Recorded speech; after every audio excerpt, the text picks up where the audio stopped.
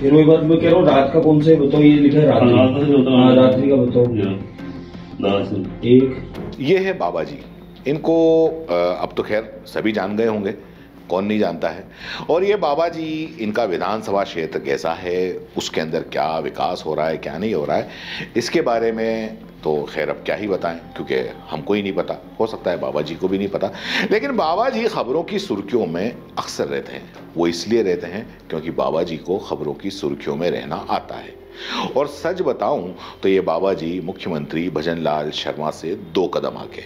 हाँ, जो आप स्क्रीन पर देख रहे हैं, मैं उन्हीं की बात कर रहा हूं। जयपुर हवा महल विधानसभा के बाल मुकुंद आचार्य एमएलए फिलहाल आपको ये थानों की गश्त करते हुए दिख रहे हैं। ना ना ना ना, अगर आप ये सोच रहे हैं कि ये गृह मंत्री बना दिया गया है इनको, या ये बाबा जी गृह मंत्री बन गए हैं, तो आपको बता दें कि गृह मंत्री तो अपने मुख्यमंत्री भजनलाल शर्मा जी ही हैं। और उसके लिए उन्होंने सबसे पहले थानों का दौरा भी किया था, ये बताने के लिए कि भैया यहाँ का थानेदार मैं हूँ, इस राज्य का पूरा के पूरा। तो उन्होंने दौरा किया था।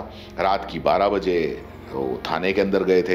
कौन पुलिसकर्मी ड्यूटी पर है कौन नहीं है, हाजिरी रजिस्टर चेक किया था।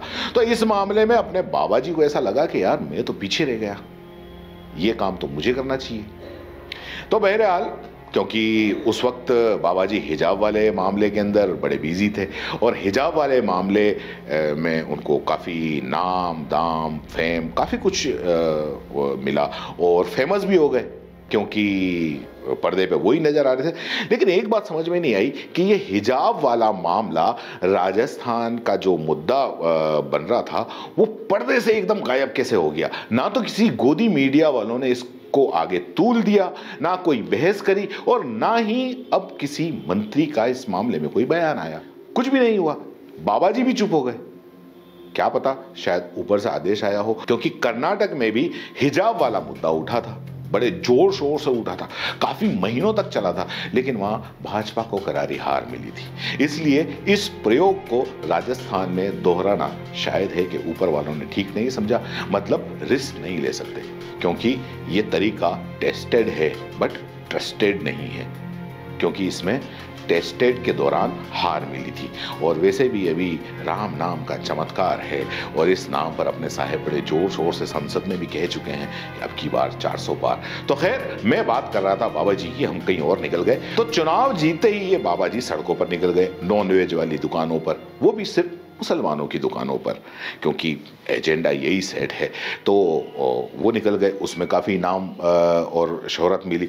जहाँ सरकार नहीं बन रही थी, वहाँ बाबा जी की तस्वीरें अखबारों के अंदर, टीवी के अंदर वही चल रहे थे। उसके बाद में फटाक से इन्होंने हिजाब वाला मुद्दा उठा लिया, और फिर संसद में परकोटे के अंदर बहुसंख्यकों का पलायन विशेष समुदाय की वजह से होता है, ये मामला उठा दिया। और कुछ नहीं मिला तो परकोटे के अंदर बेचारे उन रिक्शा वालों पर जाने किन किन अपराधों का ठीकरा फोड़ दिया।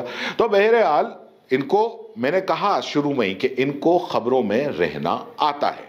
अभी थोड़े ही दिन हुए, क्योंकि हिजाब वाले मामले को शांत करा दिया कि भैया अभी चुप बैठ जाओ, अभी इसमें कुछ बोलना नहीं है। अब बाबा जी को लगा कि यार वापस इस अपन कैसे पिक्चर के अंदर आए, तो वो फटाक से अब थाने के अंदर चले गए। ये थाने का दौरा है जो आप देख रहे हो। जी हाँ, बिल्कुल। कहा ना कि मुख्यमंत्री भजनलाल ने दौरा किया, तो भला ये कैसे पीछे रख सकते हैं। अब पूरे राज्य के गृह मंत्री अगर होंगे तो होंगे भजनलाल जी शर्मा, लेकिन हवा महल के विधायक तो यही हैं, थानेदार भी यही हैं, और गृह मंत्री भी यही हैं, सरकार भी यही है। इसलिए इन्होंने अपने हलके में दौरा किया रात 12 बजे से सुबह 4 बजे तक।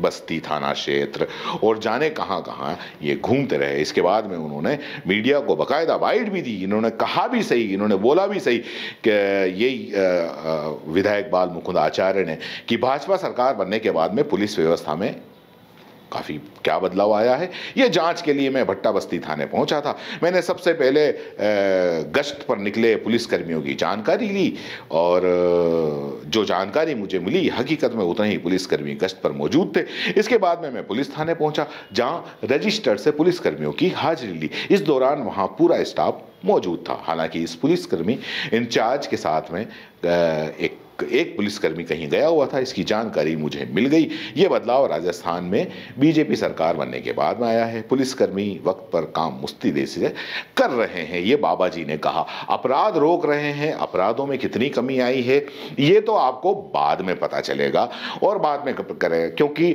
अपराधों में कमी इस दौरों की वजह से नहीं आती है।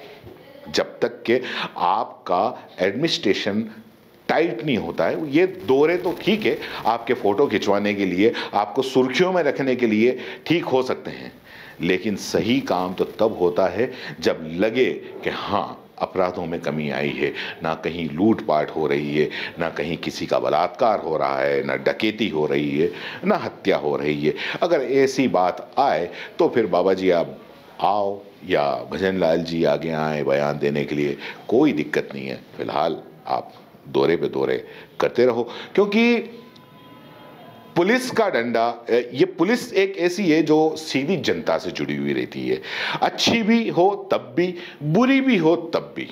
आपने देखा होगा कि क्राइम की खबरें खूब चलती हैं। आपने ये भी देखा होगा कि क्राइम ज़्यादातर लोग बाग देखना पसंद भी करते हैं, चाहे अच्छा क्राइम हो चाहे बुरा क्राइम हो। पुलिस की अच्छी बात हो तब भी देखना पसंद करते हैं, बुरी बात हो तब भी देखना पसंद करते हैं। इसलिए ज़्यादातर नेता अगर अपनी थानेदारी बताते हैं तो वो पुलिस वालों पर ही बताते हैं।